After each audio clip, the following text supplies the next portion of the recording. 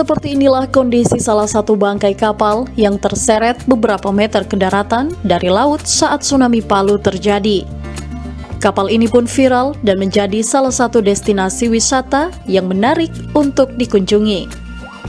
Setiap harinya, tempat ini selalu ramai dikunjungi oleh masyarakat, baik yang berada di sekitar kota Palu maupun dari luar kota Palu.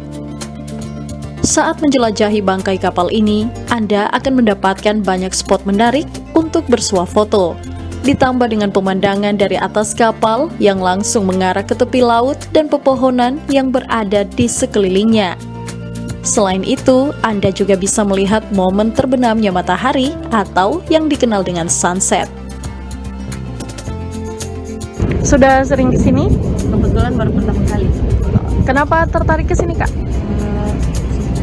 Karena pemandangannya bagus dan kebetulan juga ini rame di media sosial. Jadi kita coba. Oh, lagi viral ya. Oke, lihat informasinya dari media sosial ya. Iya. Terus menurut Kakak tempat ini gimana? Bagus. Baru kelihatan juga sunset, jadi kayak keren. Oke. Keren ya. Bagus, estetik keren. untuk foto-foto. Terus Foto-foto ya. cocok juga buat nikmati sunset. Bisa lihat sunset juga ya. Iya.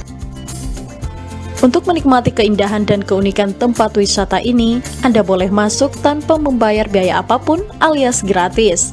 Hanya saja, untuk masuk ke dalam lokasi kapal wisata ini hanya bisa dilalui oleh kendaraan roda 2. Adapun jarak yang ditempuh untuk sampai ke lokasi ini dari pusat kota Palu sekitar 15 km atau membutuhkan waktu sekitar 30 menit. Tim Liputan Kompas TV, Palu, Sulawesi Tengah.